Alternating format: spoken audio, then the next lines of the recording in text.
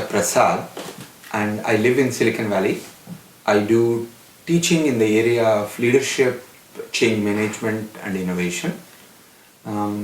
We have written a book called From Smart to Wise, Acting and Leading with Wisdom, that came out with English edition in 2013, and now we are releasing the French edition in Paris this week.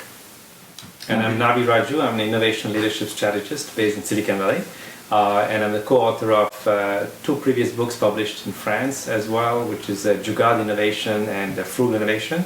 I'm delighted to be in Paris now to launch my third book, co-authored with Prasad Kaipa, which is From Smart to Wise. So coming back to Smart to Wise, it all came from your experience, Prasad, at Apple. What was that, 30 years ago? It started in Apple, almost 30 years ago. The research was started because we were looking for ways of augmenting human intelligence. We were working with the early artificial intelligence systems and intelligent agents to see how technology could help us to become better people. When we were researching that, we thought how people think, how people create, how people innovate, how people collaborate, and how people lead were the five capabilities we were really excited about, whether the technology can help us to move ahead. But after a large number of interviews with Nobel laureates and extraordinary people, I found out what we bring as humans is much more than logic, much more than rational decisions. While computers and technology can do that, there are subtle dimensions of values and ethics which I researched for next 25 years that resulted in this book. So you can actually send a message to Stephen Hawking that he doesn't need to worry then about artificial Yes, intelligence. exactly. I mean, the whole idea that, in the age of machine, there's so much emphasis now on, AI, artificial intelligence, big data. So we are hoping that this book actually will bring more hope to humanity and help us realize that as humans, we have so much more potential to tap into. And so this experience with Steve Jobs, which is what I heard not entirely positive. The first experience with Steve Jobs was pretty confrontational. Yeah. Yes. Okay, so we'll just get over that quickly.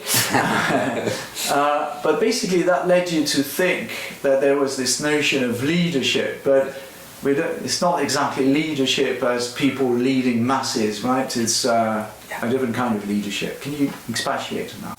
Sure. When we talk about leadership, most of the times we do not differentiate management and leadership.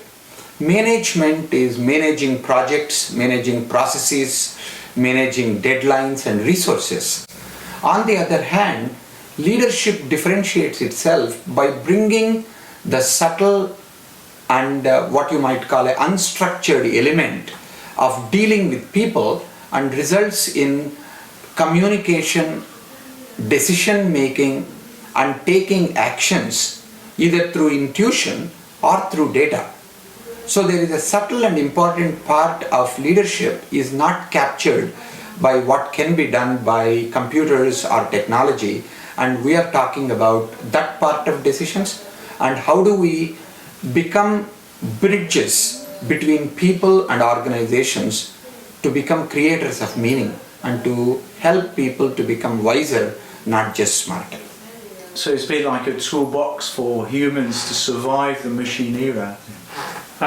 It's not just the machine era that we have to survive. I think we have to survive a world which is becoming more globalized, facing issues like social inequality. You have, environmental degradation, which is accelerating. So we are basically saying that this is called the world of VUCA, right? Which is a lot of volatility, uncertainty, complexity, and ambiguity. So in this VUCA world, you can't just use intelligence to survive. We call it the smart plus, which is essentially you have to go beyond smartness and use your smartness, but augment your smartness with the two more capabilities, namely context awareness and then the sense of larger purpose to which you contribute. So basically, in this world of machines, there'll be two kinds of people. There's going to be the really bright, smart ones who are going to be able to outlive the machines, and then the other ones who won't. I would say probably the really smart ones will not necessarily be very different from machines, because many times smartness is about using our intelligence in action and application of that for self-interest. But the wisdom is adding reflection, that could be reflection of the context around us, and introspection on my own humility, my own larger purpose, my commitment to my team, my organization, my customer.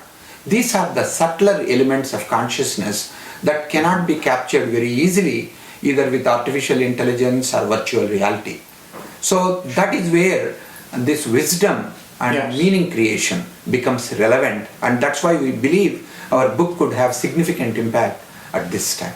And I agree entirely, but there is a whole bunch of people who can't actually be smart like this, and they're waiting for orders and the old days of command and order. They like it. We don't, but they do, because. So isn't it a bit unfair to them? This I think world? it's the kind of people you're talking about, we call them functional smart. These are people who actually are very good in executing, what they do, Yes. very tactical thinkers.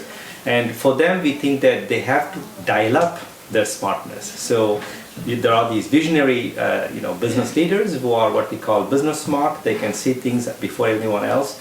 They will definitely be competing very well with machines. And then there are the functional smart people who essentially can catch up, with the level of smartness. But in their case, if they can dial up their smartness and combine that with this context awareness and sense of purpose, we still think they can have a huge impact.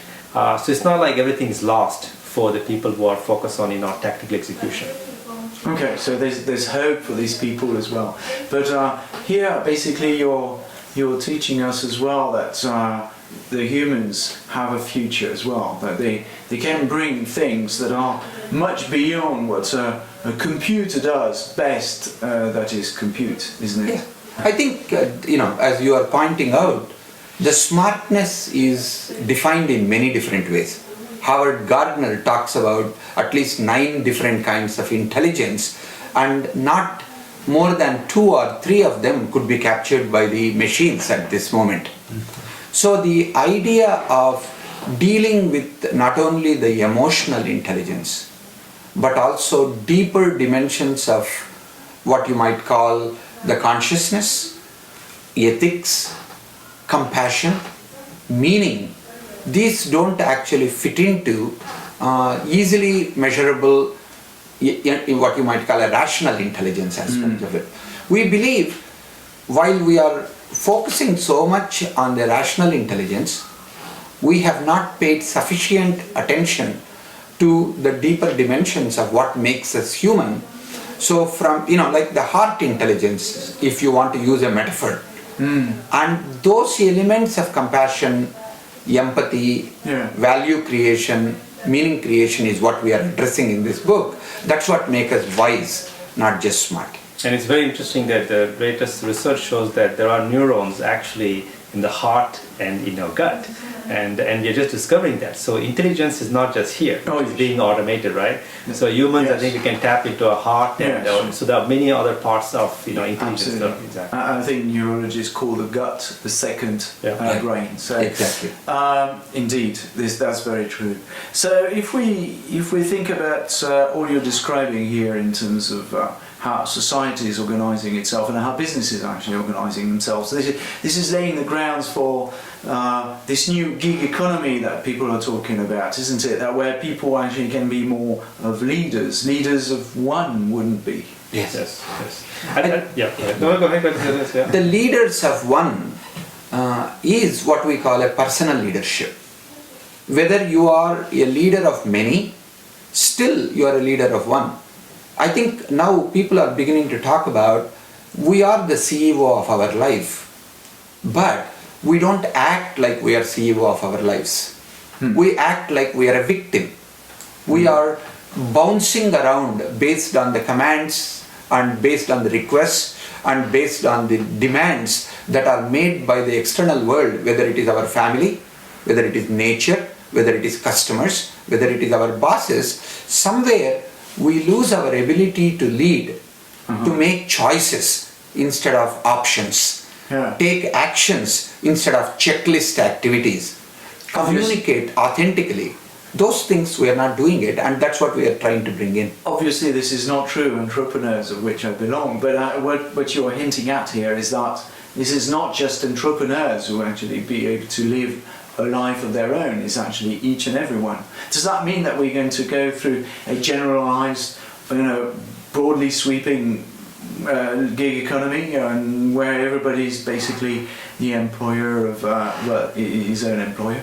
Yes, I think the one thing to remember that you talk about being entrepreneur, necessarily, you may have those qualities you're talking about. It's not entirely true. And I think the more you're independent, the more you realize the importance of interdependence, right? Because the whole idea is that you are independent, that gives you the freedom. But if you want to really be successful, you need others. And that's where all the human capabilities we talk about, right? The empathy with the customer, right? Really able to anticipate the needs, being able to collaborate with maybe other, freelancers. Exactly. So these capabilities become actually even more important because in a company you have a structure, right? But you're independent, you don't have a structure. So you have to kind of create a structure for yourself and then think about what you can do within an ecosystem, right? To create value for yourself and for others. Yeah. Okay, you sold me now. Right. Now, where do you think the world is going then? What is your picture of the world in the next 10 years? I think, as you rightly point out, there are going to be more opportunities and more passion for people becoming entrepreneurs. It is important to remember, though, there will be one or two entrepreneurs who start the entrepreneurial startup, if you want to call it, but there will be still a few people who work for the entrepreneurs. They may work in a flat organization, they may work in a liberated enterprise, they may work in a teal organization. Even with all of that, there will be a need for us to work together, as Navi was pointing out, in an interdependent context. If we can think about in the future to look for larger context, what we call as a noble purpose, then become aware of our own tendencies to act. Are we like shoot first and ask questions later kind of thinking? Or are we like getting into analysis paralysis, getting all the data right before we make decisions? And finally, it is about two important differentiations we bring in this book that has not been brought in many other scenarios. One is we need to learn to manage polarities. Just saying be authentic doesn't work in all contexts. Similarly, say be noble, it doesn't work in all contexts. So we need to manage our ego, and we need to be able to boost up the ego of people who work with us, whether they are customers or employees. And finally, the enlightened self-interest. We need to think about not just what is good for us in this project. We need to also think about, if I make that kind of a deal with a supplier, is that supplier going to be in business with that kind of a profit long enough that they will give me the edge so that I don't have to go find another supplier because I have created such a wonderful profitable benefit for me, but supplier is dying. So thinking about an ecosystem where it becomes sustainable, it creates meaning and a long-term viability. When we do that, the longevity of relationship and the commitment people make to each other, whether as customers or as suppliers or as employees, is going to be much more meaningful and also it more productive and creative for that matter.